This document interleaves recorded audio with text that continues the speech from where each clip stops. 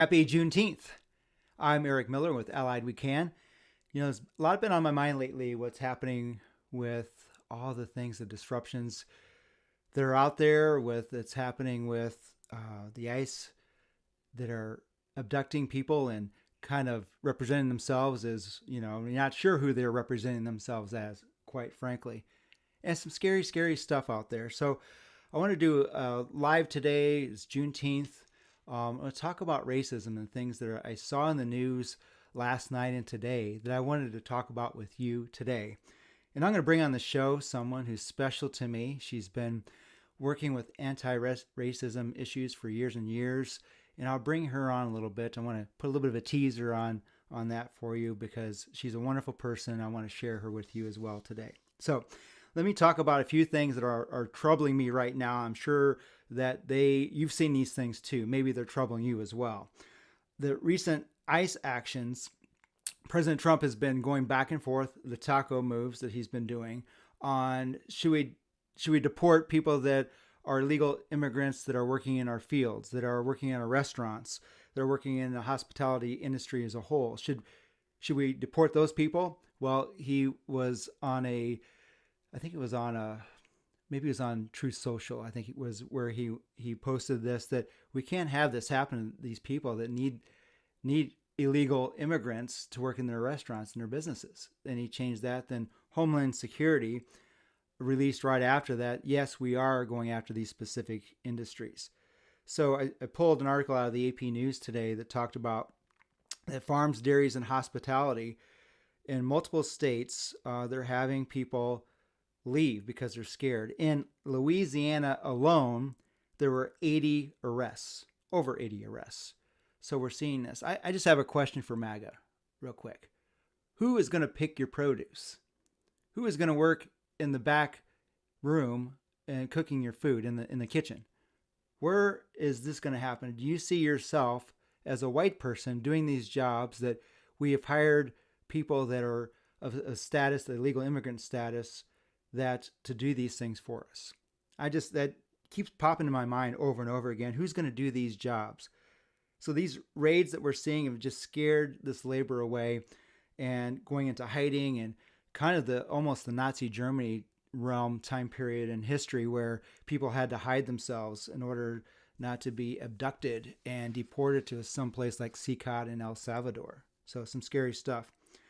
Second thing that really caught my eye was Neza did the Star Spangled Banner in Spanish, the anthem, the national anthem at the Dodger game, and she was kind of going back and forth whether she should do it in Spanish, and she ended up doing it in Spanish. I thought that was pretty awesome of her, since that's who she is.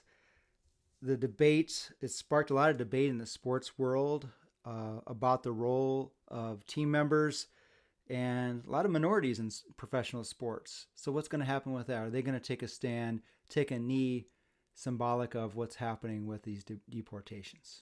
That's an interesting NFL and all the other sports that are out there, pro sports. I wonder what's going to happen with those. We're live today, by the way, on LinkedIn, on Facebook, and on YouTube. So drop your comments and I want to hear from you. Let's have a conversation about this as we go along today with my guest who's coming up. The next one I thought was really interesting is the NAACP for the first time has not invited a U.S. president to one of their events. And I looked at this article I saw on the AP News, and it even said that Ronald Reagan, who was, if you remember back, if you're my generation, you've been around for a while, you may have remembered, I remember him talking about this in the news, he would call the welfare queens out there that are taking valuable tax dollars and sitting around smoking cigarettes and drinking and not working by choice. These types of fictional things, the narratives that Reagan was putting together. But yet he was invited to the NAACP event. So it's pretty interesting how they would exclude President Trump from that event. Geez, it has to be pretty bad for them to keep him out when they had Ronald Reagan there, right? Next thing is the Charleston tragedy that happened this past Tuesday, or this Tuesday of this week, was the 10th anniversary where a white gunman killed 11 parishioners. And it was said in the article, the AP News, that the reason he killed them was because they were black and brown people. And that was the only reason he did it. And I think that's pretty appalling. We remember these people, honor them. I think today is a perfect day in which to do that as well. The last thing I'll bring up is it being Juneteenth. The historic black church in Williamsburg is being reconstructed.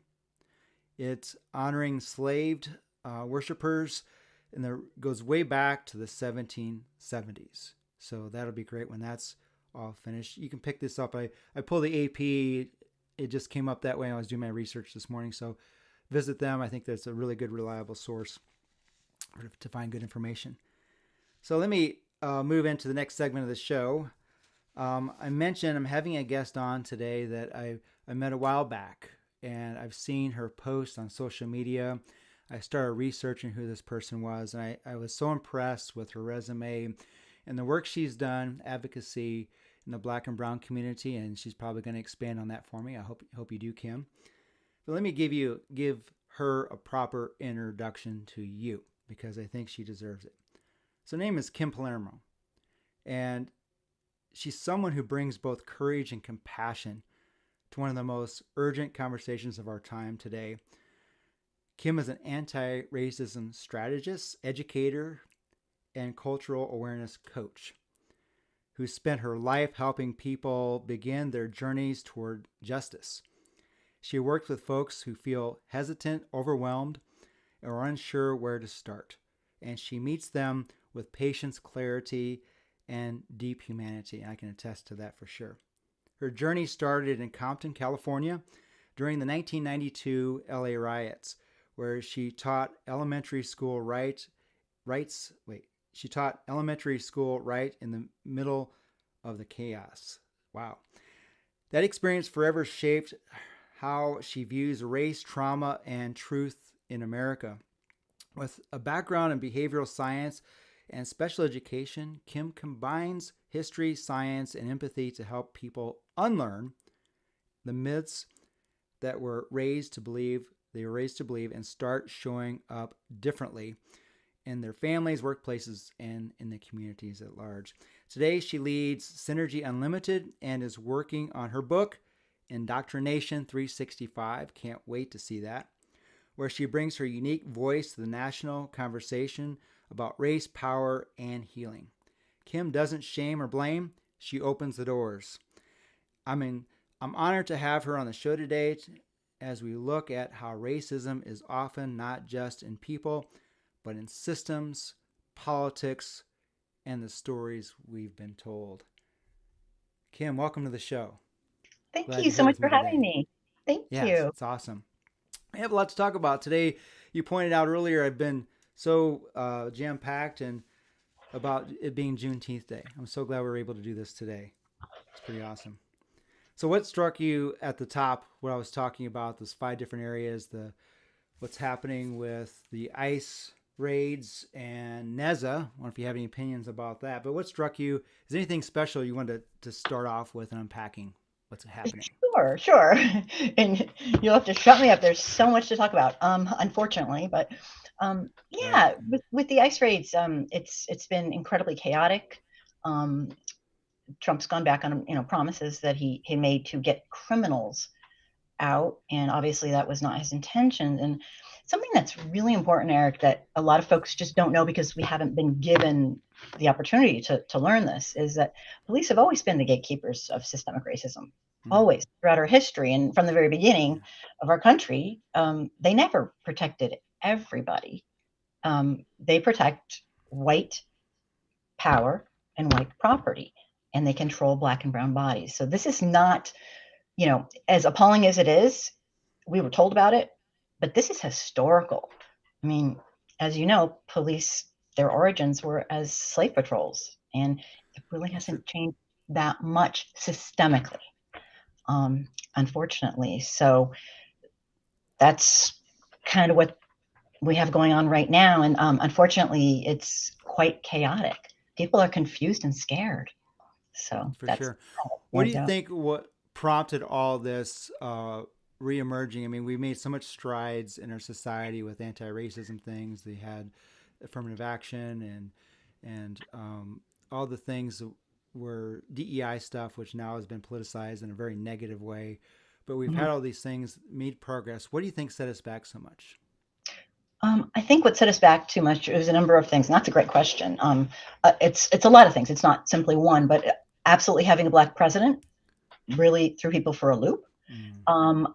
Then having a black president, but also the study that came out that in 2040 our nation will have shifted from a more population of white, mostly white, which is obviously a made up term anyway, to brown, black, and people of mixed heritage, indigenous, etc. And I believe that really triggered people freaking out, because part of the problem is we've never, as a country, um, we've never come together and faced and rectified and dealt with our giant problem, which is systemic racism. Um, After the Civil War, I mean, I can't answer for historically, but once the troops pulled out of the South, immediately it went right back to slavery in another name, another form of slavery, with you know all the Jim Crow and you know just, oh gosh, all these historical things that took us right back to almost where we were. So we've never reconciled, and that's a big thing. So It's a sad thing. I think that capitalism kind of changed the way in which we enslaved black and brown people, where it's enslaved to in debt, not having the same economic uh, ways in which white people have advantages in the marketplace and the generational wealth. workplace. Yes, Yeah. thank you. Ability That's what I meant to say. yeah. Yes. No, I So know. there's that, and then this country, the United States, that I love so much, has incarcerated. We're the largest incarcerated country in the world, and Yeah. that to me is just so shocking. Now, I want to step back for a second and share something with you. I'm not sure if I shared before, and Okay. it'll kind of give you an idea of where I come from, and it's related to the way what you're talking about, the language that we speak. It's so systemic in the words we use. I'm reading a book right now. It's talking about when the devil is depicted, he's red, and the other devils are black. So we've had, I mean, that's even in the Bible. There's a black slave Bible that was made Right. during the time of Lincoln and before that. So here's something I want to admit to you, and that is that when I was growing up in rural Illinois, a big part of my growing up was with my grandmother, and she was born in 1904. She was a mass of contradictions. She was a very loving woman. She was claimed to be very religious. Catholic is what we are. Mm-hmm.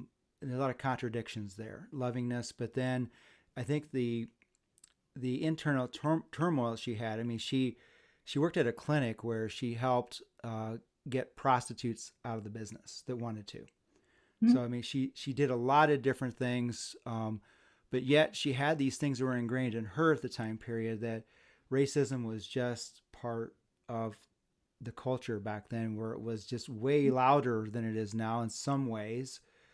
So here's what I want to share with you. So I was a little boy. She had a book called Uncle Tom's Cabin, Ah. and that book was written in 1915. And if you're not familiar with that book, I'm kind of dating myself a little bit here. It was about Uncle Tom, who was depicted as being a happy slave, happy black person to be not incarcerated, but kind of incarcerated in a way, but enslaved. And it was depicted in that way. The book was banned, thank God, but she had a copy of it still. And that's how I learned how to read. So Okay. growing up very poor, we had a lot of times we didn't have anything to eat, and it was a time period where a lot of those situations. So I saw from a white boy's perspective, why did all these other people have so much happening where they get recognition for being discriminated against? I felt discriminated against. So since that time, I've grown up and seen more to it than that. It goes way deeper than that. Being, I believe, white privilege is a thing. So What are your comments about that? I mean, I'm sure there's maybe others haven't been taught how to read out of a book like that, but Pretty you know, powerful. all your work that you've done. I mean, this systemic racism we have in our education, the speech we have. What are the things that strike you in that are just in our culture today, as far as literature and the speech we have? Well, it's kind of funny. I just finished my book on this topic. It's a very loaded topic. And what my book is called Indoctrination, with nation in big letters, because that's what has gone on. And most nations have some form of propaganda and indoctrination, but ours has a very special and unique form. And that is because of our history. Um, and again, I go back to, we have never reconciled or acknowledged as a nation, or dealt with, or or done introspection, or collectively come together and made it crystal clear what our past is about. A lot of folks think they unfortunately, a lot of folks, most folks, white folks especially, there is no central hub or place to educate us. We think that we had a month of Martin Luther King Jr. month, and Black History Month, and that was it. So we know everything. But unfortunately, we know, I mean, goodness, I don't even know where to start. I still, after 35 years of doing this, I still learn new things every day, more than one. I mean, it's overwhelming, the history that obviously we have whitewashed, sanitized, and absolutely tried to delete. And again, now it's happening again in a very direct way from the very top of our government, federal government. But yeah, so we have been indoctrinated, and people don't understand privilege, and they don't understand there's many forms of privilege. And part of what I do in my book is I take the foundations that people need to be able to look through history and then understand. And once you do that, oh, it just, people get it. People absolutely get it. And that's a really powerful story you told, though. Let me Yeah. ask you this: Is your where can you find your book? I want to put that in the notes in the comment section too at the Well, end. that's a So great question. I will be letting you know. I okay, am just about to publish it, and I'm not 100% set. It is ready. It's 14 chapters, 7 indexes. awesome. It's a work. It's more of a guide, um, and it's for the most reluctant, most even resistant, shy people who have just been working, uh, trying to make ends meet themselves, and just don't have the time to look into all this. And it's for everybody who ever felt uncomfortable talking about racism, or Mm. talking about, this subject that's dividing our country so terribly right now. So it's for newbies, beginners, and or people who just, they see what's going on but they don't get it. It's just for anybody, and it's complicated. I want to talk about this in a second, so I just want to frame this, and I want to read a comment we have on LinkedIn, and that is that I had a conversation a while back with someone actually at my spiritual retreat I was on, and it was with a pastor, a black pastor who's does a lot of work with DEI and also in that world too, besides pastoring. So I said to him, at times I just feel like I don't want to even talk as a white person because I don't know if I'm going to be offensive. I don't know how to have these conversations. So your book, I'm wanting to hear some comments about that. So talking to someone like me who would at times may not even want to engage because I don't want to say the wrong thing. But let me comment real quick to Kate. Kate says it's so true. Racism is our besetting sin. It's the enormous plank in our eye, keeping us from seeing the damage we are doing to our own dearly held ideals. Wow, that's so true. We've never Absolutely. lived up quite to American idealism. President Obama said that a while back when he was in office. So anyway, what's your comment about that? In your book, maybe you can take away a few things. That talking to me about how I can have these conversations. Yes, what everything you're saying is so true, and I really appreciate that comment, because as a nation, it's here's the problem. I think you think about systemic racism in our nation. You think about the far right, people who are just absolutely off their rocker. They believe that, they're eugenicists, basically. And there's those people. And then there's those people who have taken the time to educate themselves, or been educated. And there's those people. It's everyone else in the middle who is silent, and they might think things in their head like, oh, this is terrible, what's happening? But they don't have the language. They don't have the confidence.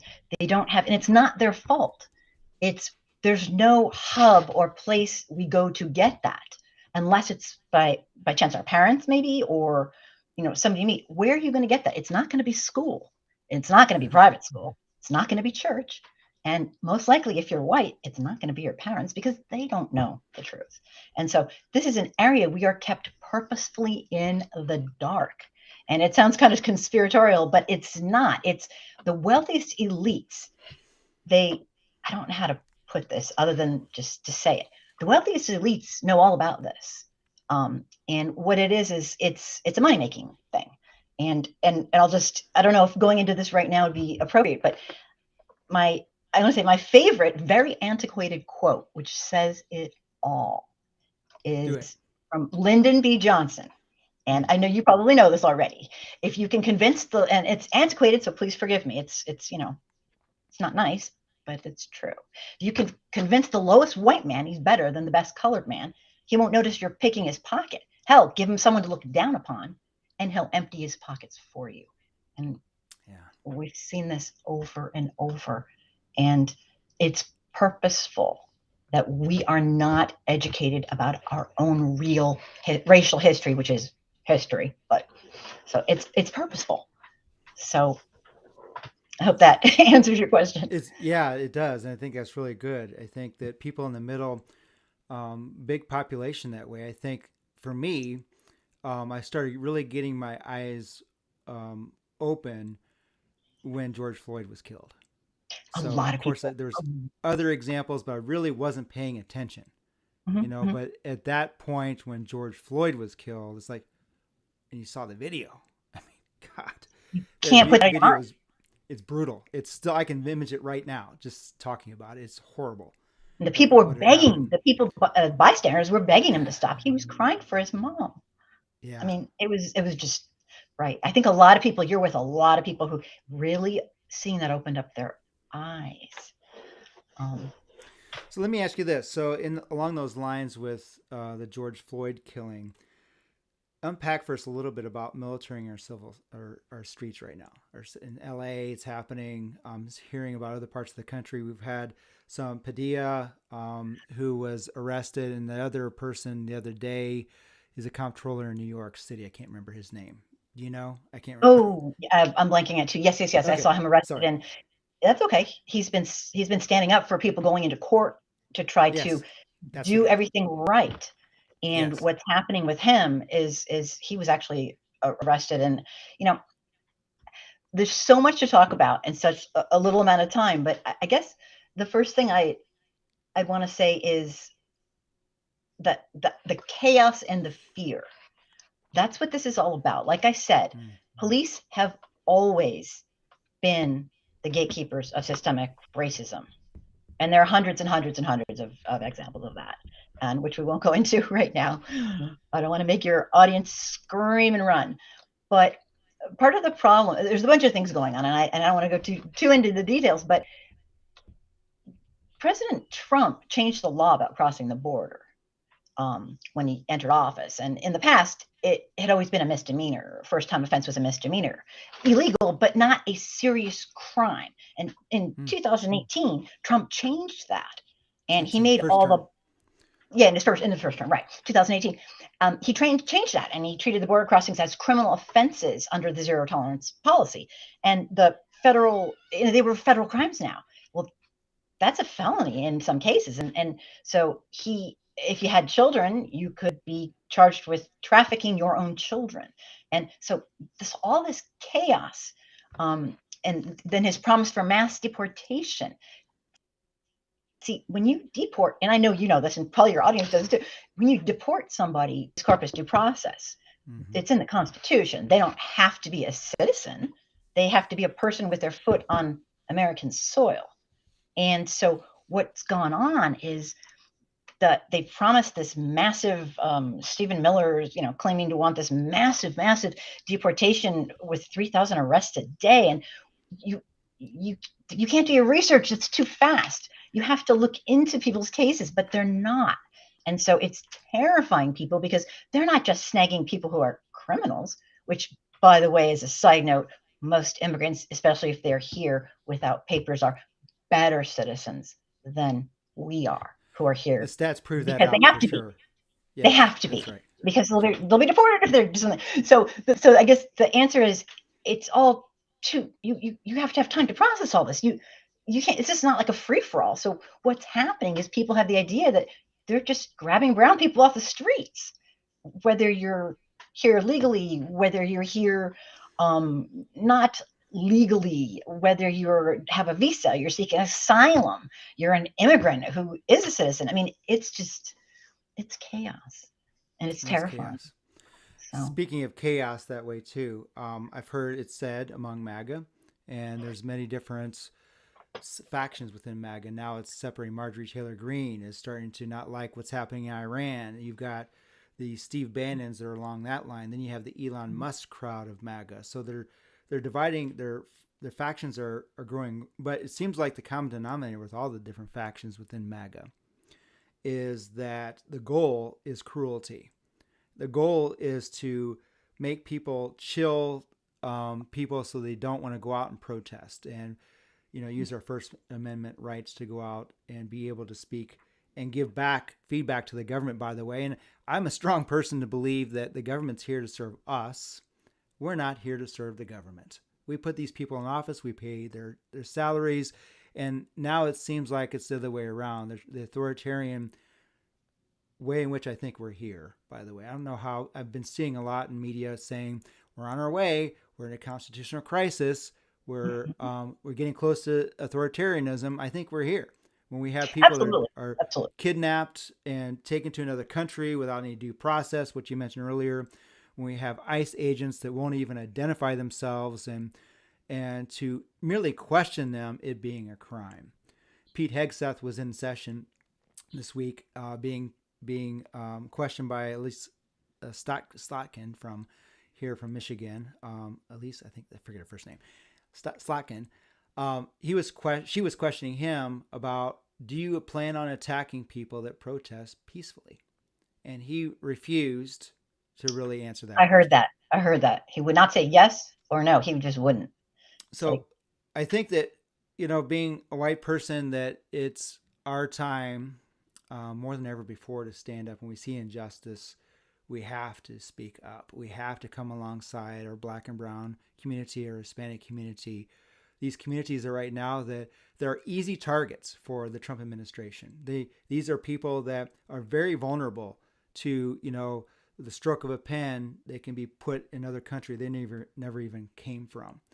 And I think this is so alarming to me that the House and the Senate and the federal level, U.S., is that these Republican Congress and senators are staying quiet. And I know they're fearful of what's happening.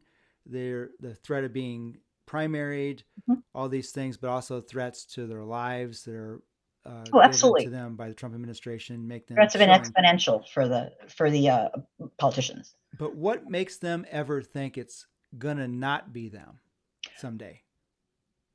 Are you saying? Are you Targeted. asking? Right. Um, do you mean targeted as this will happen to them if it happens to somebody else, or do you mean targeted? Explain that.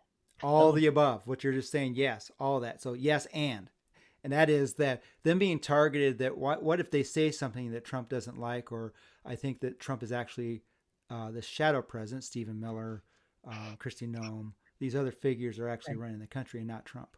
Well, the But Project what 2025 people are very much Yes, in Russell country. Vought, Mm-hmm. Peter Thiel, all those folks. So, what is to say that those folks, when they hear a senator or congressman or woman step up and say something they don't like, them being targeted and being deported or kidnapped and deported or prosecuted in some way? You know what I mean? Absolutely. So the chilling See, effect. part of the thing people need to understand is that is as like Martin Niemöller said, he was a a pastor, a German theologian, and a lot of people know the saying, but they might not know the guy who said it. And it's kind of a poem that he used to say to his university class. He'd say, first they came for the communists, but I wasn't a communist, so I didn't speak out. Next they came, and then the very end of the poem or the saying is, then they came for me, and there was no one to speak. There's nothing to say that they won't be targeted next. Like many who've come before me, and know a lot more than I do. They've said that injustice to one person is injustice to everyone, and I truly believe that, and I've grown up believing that. And these politicians are in a very, very rough place, but they need to step up to the plate. And white folks, it's our turn. This is our chance. It's on us. Okay. We have to. Black people have saved us over and over and over again. Okay. And it's our turn to save ourselves, because we did this, and we are the ones that need to take racial responsibility. If we want to save our democracy or democratic republic, it's up to us to stop this nonsense. And yes, we go out there and protest, and it is scary. But you pay attention, you do everything right, you know your rights, and your white privilege will carry you through. I promise. I've been doing this for a very long time. Yes, you and have. You'll be okay. But Well, our democracy won't be. So. Well, that's right. We were out on Saturday here in Michigan, local small protests. Great. And my mother on Sunday asked me, we talk weekly, she asked me, what did you get out of it? Why did you go? Mm-hmm. She's not a person, she's not really MAGA, but she's definitely Republican, and very like, what happened to you, Eric? Why are you now a Democrat? So a long conversation, won't go there. But anyway, right, yeah. The biggest thing I got out of being there, holding up my sign, was that I felt surrounded by people that were similar in interest. We had a common goal. We have common ground. I am surrounded in this area, the small town, with a lot of red, a lot of MAGA here. And it's difficult. Sometimes you feel isolated. I got to tell you, sometimes I feel a little bit crazy. It's like, what am I missing? What is it that I'm missing that these people that claim to be Christians, claim to be people that love, are not loving? They have this ideal, their image, not ideal, but their image of Jesus as this warrior Jesus who's not compassionate, who cared for the marginalized and was advocating for those folks. Racial scapegoating is nothing new.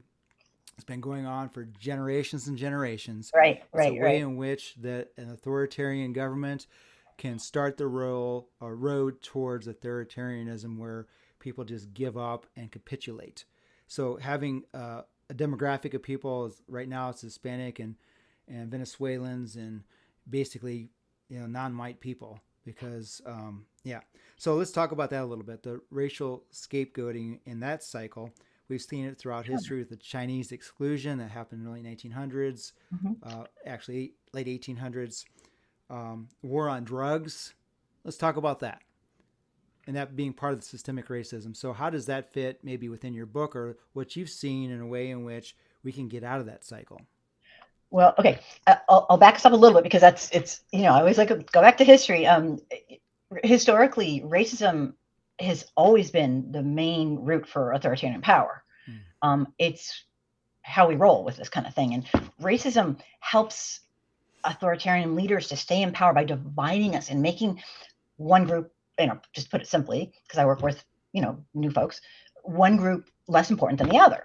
And the leaders blame and target a race or a group of people, because race is a human construct, but we're not taught that.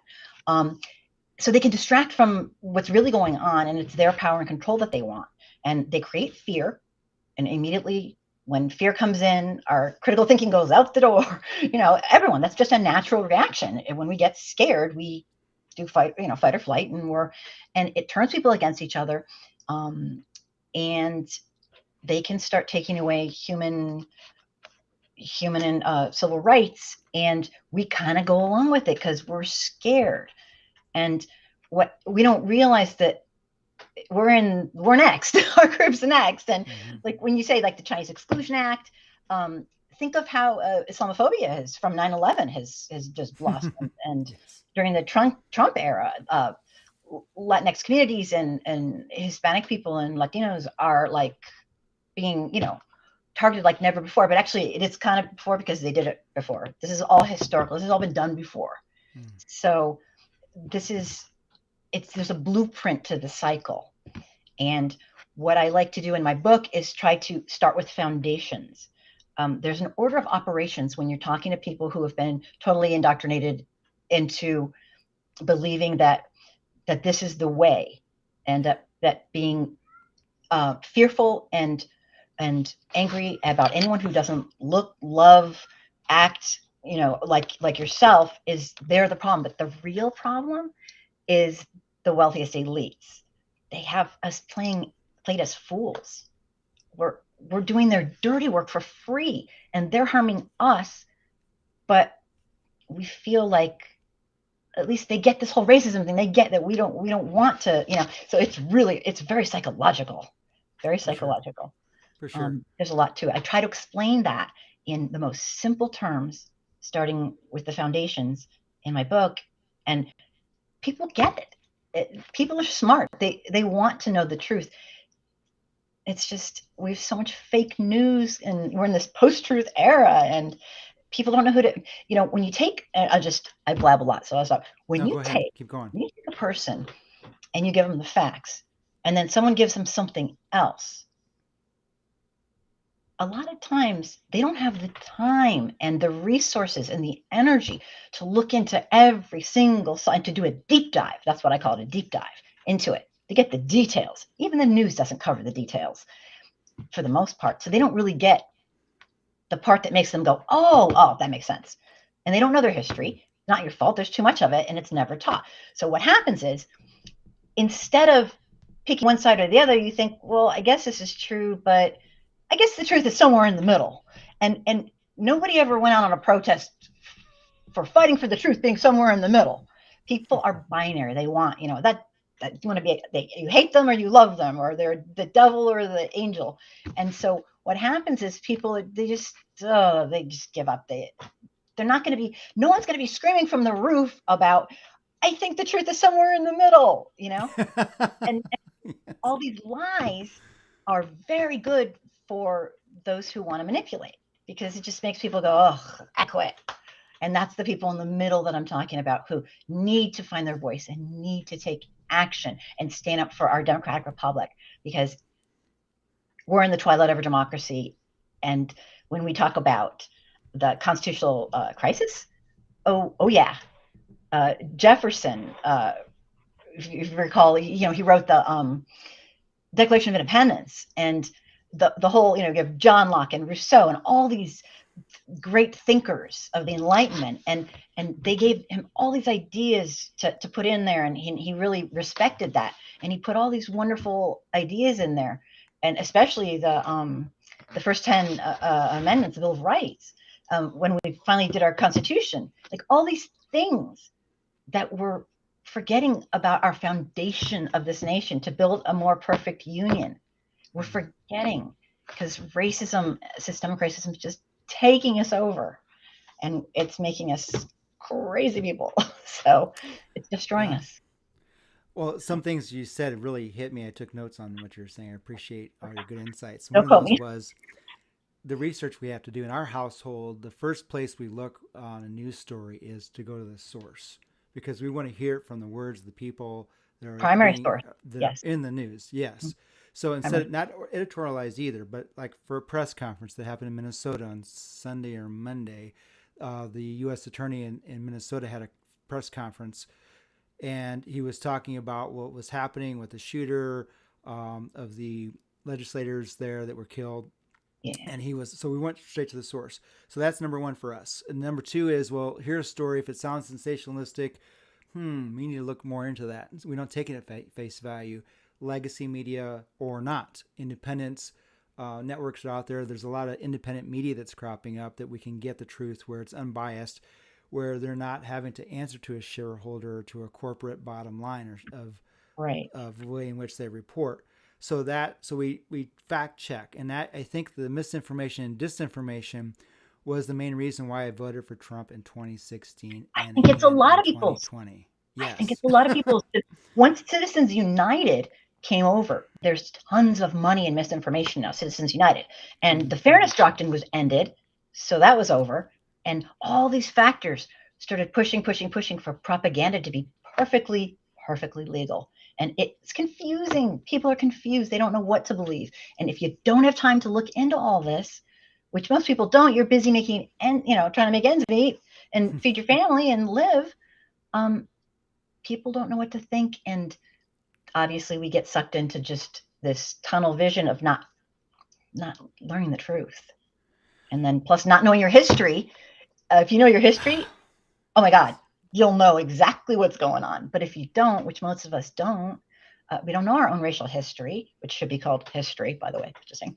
But anyway, yeah, it's a mess. It's a very rough spot to be in, and that's why I wrote my book, is because I want to start from the very beginning and have people get this. It's not hard to get, but you need guidance. And Well, I got have people guidance. like you doing this for 35 years, plus all your research and your education, Yeah, great go-to source to get that information in your book. So I'm gonna go on a limb here and tell you this: that as dark it is right now in the United States, what's happening all around the country, the violence, the targeting of people that are easy targets, right. the things in our education system, I think that something good could come out of all this mess. And I think that there's a book I read in 1997 called The Fourth Turning. And again, the sequel was released in 2023, and it's called The Fourth Turning Is Now. And in the book, the authors are talking about the history, the first book, about when governments change, when culture changes, what happens every 80 to 100 years. Mm-hmm. And they're giving citing throughout history, way back, on why this is so true. So in this latest version of in 2023, they're saying the book is the fourth turning is now, where we're in it. We're in this transition, and typically we've already seen violence that's happened prior to January 6th. That's at the U.S. Capitol. We saw the Charlottesville, South Carolina, where the guy drove into the crowd. We've Sure. seen a lot of these different violence things happen. So I think we're at a time now where a lot of us white people of white privilege have this opportunity to say, wait a minute, we have a huge voice here for we can make this change happen. I grew up Republican. I'm no longer now a Democrat, but more centrist, center left personally. So Mm-hmm. I do think there is waste, fraud, and abuse in the government. And that's the thing with the Trump administration. There's a kernel of truth in a lot of the things that they push. Well, they're Kernel always of truth. that's how they. Right. It's always just It's a kernel. I don't. Yes, a kernel, and I don't believe that the way in which they're doing it in any way is the right way to do it. So there's Right. that. The So lazy racist way to do it. Let's just mass fire. Let's mass, send people off to other. It's really, if it wasn't happening to us, if we were any other country, we would be intervening in another country who was doing this. that's for I sure. mean, we'd be like, "Are you kidding me? This is human rights violations." They don't even look at their resume. They don't care who they are. You're brown, out. You're in this. You're in this area of government, out. All billion of you. I mean, it's crazy. You have to put the work in and due diligence to do the right thing and do it legally and do it right. And this has been a chaotic free for all and terrifying, just It terrifying. is I terrifying. mean, Eric, imagine if you had somebody take you or someone you love and they're wearing a mask and it says ICE on them and there's a truck that doesn't say anything and they take you and kidnap you. I'm sorry, I'd fight them till death. I wouldn't. Oh, and they're saying we're police. We're. I'd be like, oh my god, you could be anybody. This is terrifying. I think there's a possibility you and I could have that happen to us since we're speaking out. Yes, there So is. I refuse to be silent. I refuse to That's capitulate. yep, yep. So back to what I was saying about the government. I think that the I'm going to say this having I am a Democrat, so I feel like I can criticize us, and Absolutely. I'll say that I think that it needs to be reformed. I am attacked on a regular basis when I'm posting things that Mhm. are not Democrat enough, are not progressive enough. You Absolutely. don't. How dare you, having voted for Trump at one time? How dare you talk about your MAGA future father-in-law? You're not Democrat enough for us. Yeah. And you know what? We've lost some good people. Bill Maher, we lost him because of the word police. I mean, and other things as well. Well, But we had we. There's a lot of factors in that. I know, yeah, but yeah, yeah. I love Bill Maher. He's a piece of work. He's funny. he's fun. He's a piece of work. That's for Funny, and I sure. don't always agree with him, but I do understand what he says. And what about Elon Musk back when the Biden administration, he was excluded from a summit on the environment and he got his feelings hurt? I think that may be one of the reasons why he defected from the Democratic Party. He's a kind of a liberal guy politically and social issues, not any longer. But Yeah, I mean, here's people my point. aren't just completely binary, like we said, and I think I get your point and stuff, but go ahead, I'll let you Yeah. make I it. want you to push back on me a little bit here because I Okay. like the feedback about that, Mhm, my thinking. So mhm. give me some feedback about this. So I think it's time for a change in maybe even a new party. I'm not sure the Democratic Party can be reformed. There are no leaders right now. I was having a conversation. Okay, let me Bernie and reframe that. AOC, Bernie and AOC. We got those people, but they're not really merging the top in a massive way. We have Gavin Newsom, who's been vocal in California. He's pushing back against Trump. So we've got those figures that are It's some happening, but controversy there, but yes, he's been pushing back as a leader. Very. overall, we're not seeing Where's the it. leadership? Is that what you're asking? Yeah. That So give I'll me just some thoughts on that. Give Well, me I've some been feedback screaming, about "Where's that. the leadership?" Again, I'm not a Democrat. I am a humanist. I've always been. I have never been involved in politics until the Obama era started. And my first, I was like, okay, something's really going wrong here. People are losing their shit over Obama, and that's when I started realizing, okay, things are turning. Things we're not headed towards a, a more perfect union anymore. There are people who are losing it, and so I can honestly say I'm probably, when you say you're progressive, you're this, you're that, I'm probably like off the charts progressive, I guess you could say, if you had to label me. But I've been screaming, where is the leadership? And I get everyone's afraid of getting primaried, and I thought to myself, what does he have on every single? And there's like a mob thing going on. He has something on everyone because they won't talk out loud, and Mm-hmm. and I get the pressure of that, but when you are, I mean, like the whole, I guess it's Spider-Man, says the Spider-Man saying, uh with great power comes even Big greater response. responsibility. Yeah. And I feel like we need people to step up to the plate. And people like us, it's great that other white people are doing it, but the black and brown people and the indigenous people, they've been doing this forever, Mm-hmm. for generations, and saying the same things we're saying. It's about freaking time white people step up to the plate and put in the time and the work and the introspection and do our jobs, not to be heroes, not to be like, oh, look at me on Facebook, but to be humans. And that's the only way it's going to happen. Our politicians need to do the same. Our white politicians, they need to educate themselves. And you know what? If they lose their jobs, I promise they'll survive. They'll survive. But That's right. black people and brown people might not. That's true. So, Very true. So this is the action part of the show. I wanted to. One of the reasons I wanted to bring you on was the action steps we can take out there. And I wanted to go do a live because hopefully we get some comments about what people are looking for.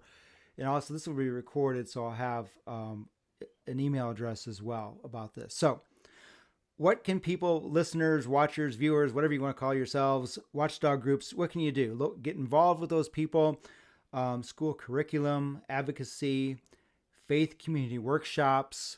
What about in business? So these are all topics I'm bringing out right now for you and I to discuss about what is some action that listeners can take. Is it something you and I could do on a webinar? I know that you've been doing this for so long. So honored to have you here with me today. thank you. That you'd have a lot of great information to share and action steps. So let's unpack that a little bit. So I talked about local watchdog groups, maybe you know of, and that's I think per community, right? Could be, and school curriculum. So let's talk more about that. What are your thoughts? school curriculum, unfortunately, is right now uh, a real toughie. But I can Mm. talk about an individual person who says, you know what, I I've never heard of the Devil's Punch Bowl. I didn't realize there was a caveat in I didn't realize there was a disclaimer in the 13th Amendment that allows for slavery. Jim Crow, what's that? I don't know. Um, I didn't know there were thousands of race massacres all along. People who just, you're naming these things and people are like, huh? And they don't know them. Um, they don't know what a sundown town is. Educate yourself. It's the very first step. And getting it into the schools and all that, that's, oh goodness gracious, that's such a political thing. I mean, even our textbooks in schools state to state are inaccurate and not inclusive, even close. But Mm. if you're a person who is like, wow, this seems so wrong, I'm done thinking about it, I want to actually do something, you need to educate yourself. And the resources are out there.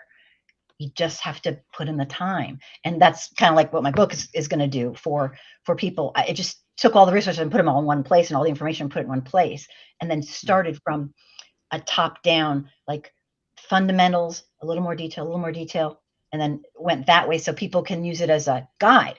But uh, there's just so much to learn. And every time you learn something, it needs to be allowed to sit in you and fester.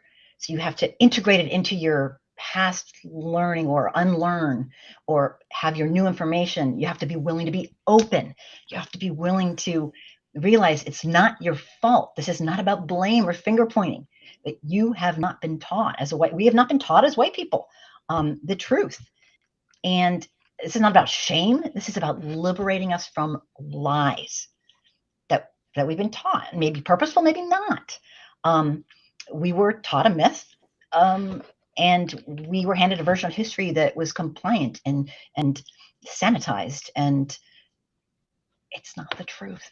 And to understand what's happening now in our society, socially, politically, it's imperative that we know our real racial history. Well, Otherwise, it doesn't make sense. I So, think in order for change to happen, there has to be motivation, inspiration for doing so, and that usually is pain. Pain yeah. is usually the motivator to change something. Because why would you change anything if you're not in pain as a Especially if result you're of? benefiting from it in some way, right, Right. right, right.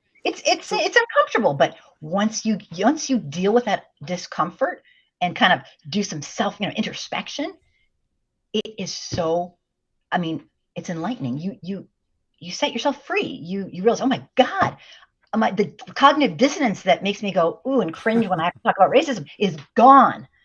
I can talk about systemic racism as a white person, and I'm not afraid that a black person will hear me talking and go, oh my God, she's a racist. I'm not afraid. And it is such a great feeling because I want to be part of the solution, not a savior, but I want to take racial responsibility. And learning to find your voice and educating yourself about our real history and what's really happening is the number one way to start.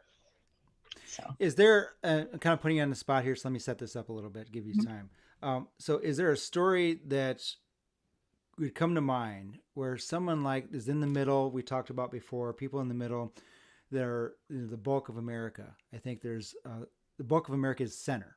I think, and that's where we've elected people in the past. So, from your work, what you've seen, where um, is there a story where someone that was pretty racist but may not have realized it? It could have been in a corporate setting. It could have Mm-hmm. been in the educational system. It could have been in our government. Maybe even a friend that would come to mind that you could kind of talk a little bit of a story about how it Yes, is they transitioned. yes. And so I'll tell Please. you a really quick funny story, if it's okay. Really Okay. fast funny story. I'm not very concise sometimes, but when I was running my group, when I was running my very very first group that I started on social media, I stopped it at 5,000 because I had 7 admins. I mean, it was just, it was crazy. It was wonderful. It was a mix of the most heterogeneous people on the planet. We had Quakers, we had people who didn't have homes, we had rich people, we had doctors, we had Christians, we had Jewish people, we had, and you name it. And when people would come in and they'd come in to learn and to educate. Some people enjoy educating, and some people find it to be a huge burden who are actually living it and having to educate. That's not fair. It's Mm. incredibly draining. But some people Mm. like that. So it was a wonderful group. And I met a person who came in. She came in reluctantly. And she said, I was raised in the South, and I was raised that, our heritage is special and whatever. And I don't see color. I just don't see color. And no one's going to make me see color. And I'm like, Mm. okay. Well, and a lot of my admins were like, don't let her, I was like, no. She's open. She wants to be in our group. She came in, she spent 3 years in my group, Wow. listening, talking, commenting. And, there were 5,000 people. So I'd see her post once in a while, comment, and I was like, gosh, she seems to be really catching on. This is awesome. This is amazing. She's really getting it. And one day she wrote to me privately, and she said, Kim, I'm leaving your group. I'm sick of this shit. And I was like, okay, tell me more. What's going on? And she said, we have these people who are coming in and they're new and they're going, oh, I don't see color. And it's obnoxious. And I was laughing and I said, my work here is done. I said, yep, you're ready. This is a beginner group. You're ready to move on. Wonderful. And I was laughing because that's exactly what she told me when she Wow. first came in. And Wow. I was just so proud of her. I was just so proud of her. And she ended up telling off her neighbor. And, it's not a matter of like telling off people, but that was her story. She'd been waiting for 50 years to tell off her neighbor who had the Confederate flag. And, she was just so Mm. proud. She found her voice. And now she was sick of all us newbies who just didn't get it. So it was just too adorable for words. So people Wow. can change, Eric. They can They change. can change, and the willingness to do so. It can be very hard and scary. I think open mindedness requires pain to get started, but also the courage and the faith to be able to make those changes happen. And I'm sometimes gonna. just having someone to believe in you, just That's to right. believe in you. We're getting close to the top of the hour. I want to wrap up a little bit Yep. here. In that, I'm going to shamelessly plug my foundation right now. Okay. Are you ready? I'm Here it ready. goes. I Allied am. we alliedwecan.org. We're here to defend democracy, and all these different components within a democracy are being questioned right now. So our inability to have conversations across the aisle, across the divide, with people that don't look like us, believe like us, feel like us, our values are different. We still need to have these conversations. So as Allied We Can, our initiatives are putting the truth out there, flooding the zone with social media posts, which you'll see on LinkedIn. A lot of us are on there, other platforms as well. And in that, we want to get the truth out there, what's happening in the Trump administration, these ICE abductions and these ICE mistreatment of people. Also, we're getting involved more in leadership development because we see this call that we need to help the younger generation, Gen Zs specifically, with seeing that authoritarianism isn't the right way to go. There's a poll, I don't know if you've seen this, Kim, out there that says that um, 1 in 5 20 Yeah. something year old male Gen Zs become a neo Nazi. 1 in 5. Yeah. And the other study I saw talked about that Gen Zs have never seen democracy work for them. They can't live on their own. Going to school, they need to stay at home with their parents because they can't earn a living and to get on their own. And they've never seen democracy really work, so they're leaning towards authoritarianism is the way to go. Yep. So Yep. our call right now, we're trying to answer is how do we put out there in the ethos? Is it through corporate trainings? Is it in webinars? Is it going out in the community and teaching empathy skills? Because it is a skill you can pick up. And then from empathy, compassion happens after that. And if you have those two things, you can change the world. Absolutely. Empathy and compassion. So what Absolutely. are those things? So that's what I'm plugging alliedwecan.org right now. My show I'm doing as well is Allied We Can Cross the Aisle, which you can find that on your favorite podcast or way in which you get your podcasts. So I'm going to close with some final words. And first of all, thank you for being on the show. Thank you We've for having talked for a while and things haven't come together until now. I really admire you and the work you've done over the years. It's pretty incredible, Kim. Thank you. It's my honor, and I So, wish I could do more, but I keep well, getting you kicked off. are. I think people that are doers say that frequently. I'm noticing that the doers say, "I wish I could do more," but I notice the ones that are not doers can't find time. Anyway, I don't want to be critical there. but Thank you're a doer and you're getting it done. So when your book comes out, we'll talk about that and I'll help you promote that as well. So thank you so much. I appreciate it. Thank you stay so backstage. much. I want to chat with you a little bit. Talk to you in a Okay. minute. So let me wrap up this live here today. So what do we do? What do we do moving forward? What is our action we can take in order to move the needle? You know, the specific episode today is about racism and the Black and Brown community and Hispanic community. What is white people? What can we do? Do we need training out there? What kinds of training? So I've teamed up with Kim. She's a specialist in this area, 35 years in the business. And I think we have some good opportunities to reach a broader audience. I got to say, both her and I have had some significant amount of threats about the type of work we're doing. And it's when we're getting those, for me anyway, I won't speak for her, it's a sign that we're moving the needle, that we're threatening someone's or scaring them that things will have to change because things are not going well. And my friend, as you know, things are not going well right now. So we need to take action. So what is that action? So my background is in leadership development, training, executive coaching. I have those. I've been working in corporate America. No longer doing that. I'm doing this full time, advocacy, and with our foundation, alliedwecan.org. So teaming up with great people like Kim in order to find ways in which we can reach people, the marginalized, and also the white people that need education, how to be not afraid to speak up, because we have to speak up right now. So here's how you can reach me. You can reach me support@alliedwecan.org. Support@alliedwecan.org. Please reach out to me and let me know your thoughts. What is it that you would like to see? What kind of programs could we put together for you? And what kind of setting would you want that in? So until we see each other again, my friend, thanks for tuning in.